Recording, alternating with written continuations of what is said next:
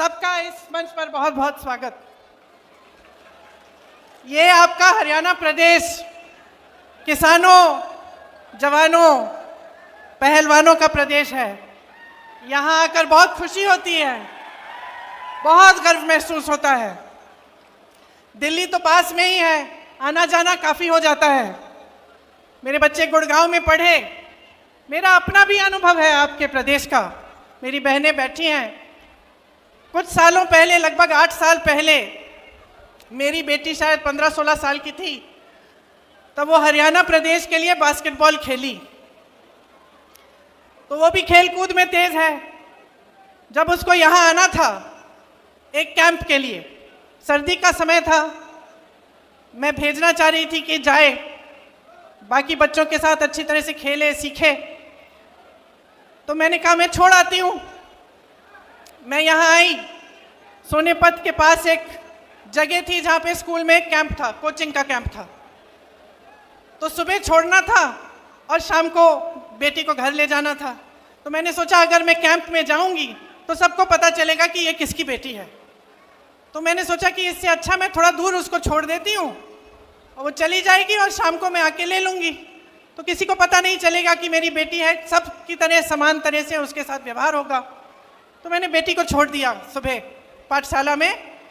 यहाँ सोनेपत के पास एक सरकारी पाठशाला थी शायद, और मैंने सुरक्षा कर्मियों को कहा कि अपनी गाड़ी हम किसी खेत के पास लगा देते हैं, गाड़ी में रुक जाएंगे पूरे दिन। तो बैठी थी मैं गाड़ी में, कुछ 1-2 किलोमीटर दूर था पाठशाला से, और मैंने खेतों में देखा कि एक दादाजी खेत में काम कर रहे हैं। तो मैंने सुरक्षा कर्मियों को कहा आप यहीं ठहरो, मैं जाके ज़रा बात करती हूँ। मैं चली गई खेत में उनसे बात करने के लिए। उन्होंने मुझे पहचाना नहीं, सुरक्षा कर्मी दूर थे। बातचीत हुई, मैंने कहा मुझे सिखा दीजिए कटाई करना। कटाई कर रहे थे तो थोड़ा सिखाया मुझे, थोड़ी सी कटाई मैंने उनके साथ कर ली। उन्होंने सोचा होगा ये शहर की लड़की है, थक गई होगी, धूप बहुत है, तो कहा कि बेटा घर चलो मेरे साथ, घर में चाय पिलाएंगे, थोड़ा सा आराम कर लेना।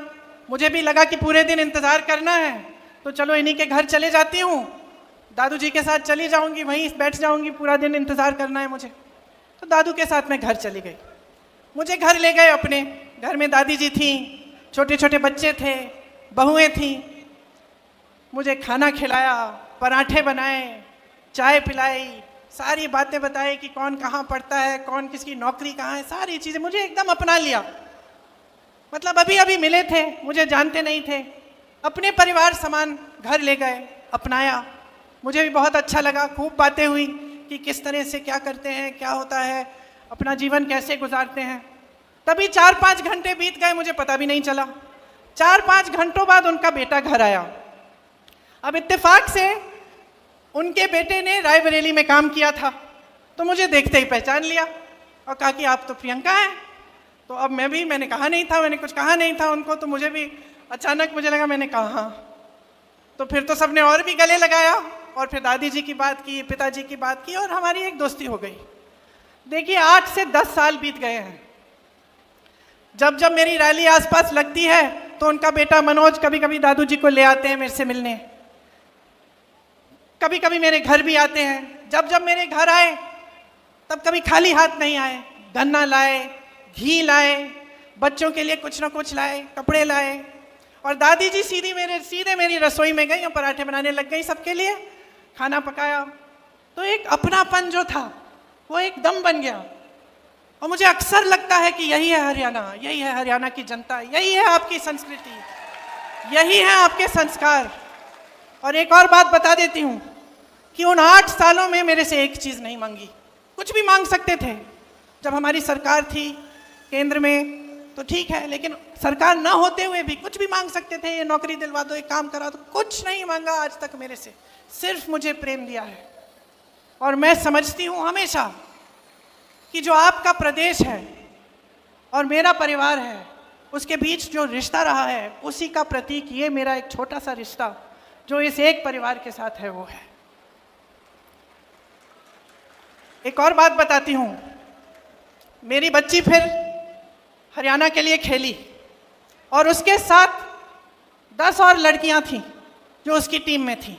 यहाँ से दूर जाना था पौंडीचेरी, चेन्नई से भी आगे, मद्रास से भी आगे। वो लड़कियां गई, मैं भी साथ साथ चली गई। मैंने कहा मम्मी हूँ, जाना चाहिए। बाकी एक और लड़की थी जिसकी माताजी साथ में थी। बाकी सारी जो लड़कियां थी गांव की लड़कियां थी, खूब मेहनत करके आगे बढ़ी थी। उनके माता पिता नहीं आए उनके साथ। वो वहाँ पे 4-5 दिन जो टूर्नामेंट थी उसके लिए उन्होंने संघर्ष किया। बहुत गर्मी थी उस समय, मेरे ख्याल से 44-45 डिग्री की गर्मी थी। और जो मेरी बेटी की टीम की कैप्टन थी उसका नाम रितिका था। छोटी सी लड़की थी, विनेश की तरह, तुम्हारी तरह छोटे बाल थे उसके। 102 बुखार था उस लड़की को, लेकिन वो खेलती रही, रुकी नहीं। डांट खाई उसने अपने कोच से। टीम को जिताने के लिए उसने इतना परिश्रम किया। मेरी बेटी घर आके मुझे कहती है, माँ 102 बुखार था उसको, अगर मुझे बुखार होता तो तुम घर ले आती, बोलती कि ले जाओ अभी नहीं खेलना है। वो अकेली थी, वो लड़ी, संघर्ष किया उसने। हमारी पूरी टीम उसके साथ खड़ी थी, लेकिन वो अकेली लड़की 102 बुखार लेकर वो खेलती रही, वो रुकी नहीं। तो मैं समझती हूं कि हर लड़की, हरियाणा की हर लड़की के दिल में ये आग है। हर बेटी ने संघर्ष किया है अपने अपने तरह से। आप सब बड़ा करते हो, पालते हो, पोसते हो, किसी कैंप में भेजते हो, स्पोर्ट्स के लिए भेजते हो, आगे बढ़ाने के लिए आप संघर्ष करते हो, भरोसे के साथ भेजते हो। मैंने भी जब जब अपने बच्चों को भेजा है, चाहे स्कूल में, पाठशाला में, कोचिंग कैंप में, तो कुछ भरोसा होता है अध्यापकों पे, कोच पे, आगे जो संस्था है उस पे भरोसा होता है कि चलो हम भेज रहे हैं अपने बच्चों को, आप कम से कम हमारे बच्चों की हिफाजत कर लोगे। बच्चा भी देश के लिए, प्रदेश के लिए लड़ रहा है, संघर्ष कर रहा है, खेल रहा है। पूरे देश को गर्व होगा अगर जीतेगा, तो उसकी हिफाजत करिए। यही उम्मीद रखते हैं माँ बाप, है ना, माताएं बैठी हैं बहुत, यही उम्मीद रखती हैं आप।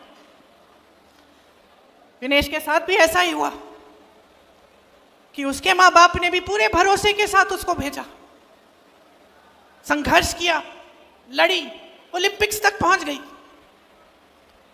और उसका संघर्ष का फल भी उसे मिला, मेडल मिला। पूरे देश को गर्व महसूस हुआ, पूरा देश खुश हुआ, सबने कहा हमारी बेटी है।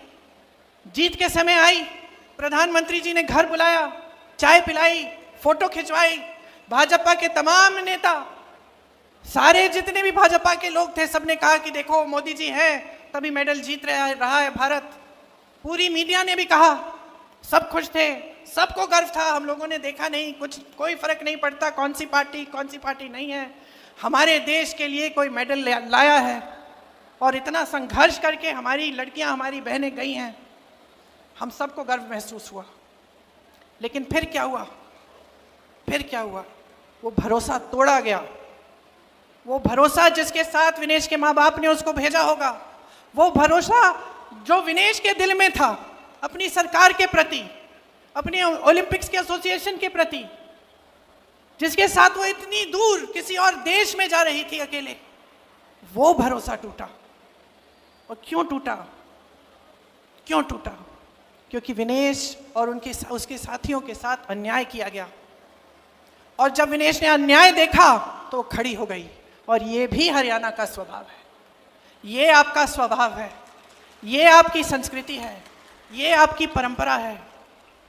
आपने अपने बच्चों को इसी परंपरा के तहत बड़ा किया है। दीपेंद्र जी ने कहा, और आप सब जानते हैं, यहीं पे कुरुक्षेत्र की भूमि में, हरियाणा में, भगवान श्री कृष्ण ने भगवत गीता का प्रवचन दिया।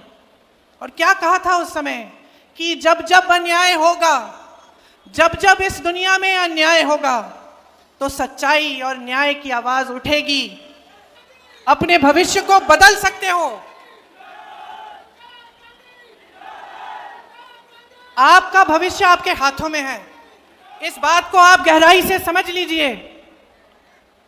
अभी चुनाव हुआ था कुछ महीनों पहले, आपने देखा कि इन नतीजों में क्या हुआ। लोग समझने लगे कि ये बड़ी बड़ी बातें करते हैं, ये झूठ बोलते हैं, ये मंच पर आकर कुछ भी कह डालते हैं, लेकिन जब काम का समय होता है, जब न्याय का समय होता है, जब सच्चाई का समय होता है, तो ये दिखते तक नहीं है। तो ये बात आप भी समझ लीजिए। देखिए, आप अपने बच्चों को बड़ा करते हैं ताकि उनका भविष्य बने। माँ बाप खुश कब होते हैं? बच्चा नौकरी कर रहा है, कमा रहा है, हमें भी लगता है, बहन आपको भी लगता होगा, बड़ा होगा, आपकी देखभाल करेगा, आपका पालन पोषण करेगा, मतलब पालन पोषण नहीं, आपकी देखभाल करेगा, आपने पालन पोषण किया है उसका, तो आपको लगता होगा कि मैं किस लिए कर रही हूं इतना संघर्ष, महंगाई इतनी है, कुछ खरीद नहीं पा रही हूं, त्योहार आ रहा है, घर की लिपाई पुताई करनी है, घर को सजाना है, मेहमान आएंगे, खाना बनाना है, त्योहार मनाना है, घबराहट क्यों हो रही है? घबराहट क्यों हो रही है?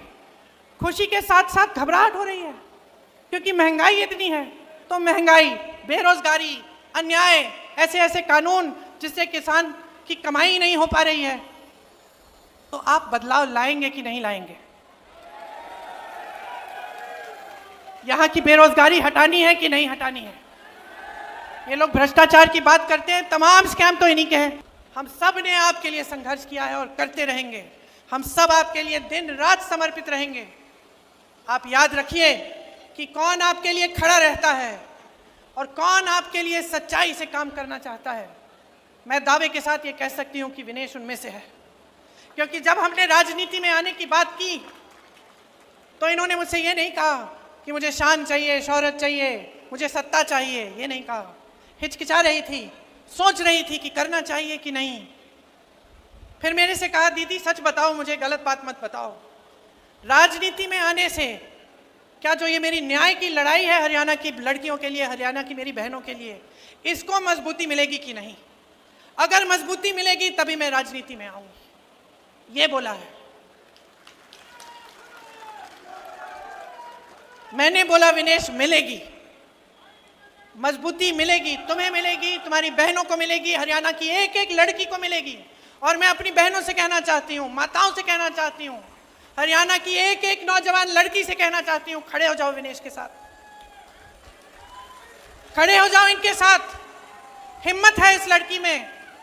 इसने कहा कि ये टूट गई थी, लेकिन मैं जानती हूँ ये टूटी नहीं, ये टूटी नहीं। इसको लग रहा था कि टूट जाएगी, लेकिन तब भी खड़ी हुई, ओलंपिक्स में गई, हराया, जापानी गोल्ड मेडलिस्ट को हराया।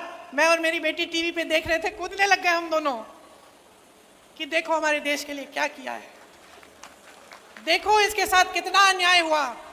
मोदी जी की पुलिस ने इसके बाल खींचे, इसको घसीटा, सड़क पे मारा, पीटा, लेकिन देखो तब भी झुकी नहीं, पीछे हटी नहीं, लड़ती रही, टूटी नहीं। ओलंपिक्स में गई और लड़ी हमारे लिए, और पूरा देश आज विनेश के साथ है, क्योंकि ये देश ही ऐसा देश है।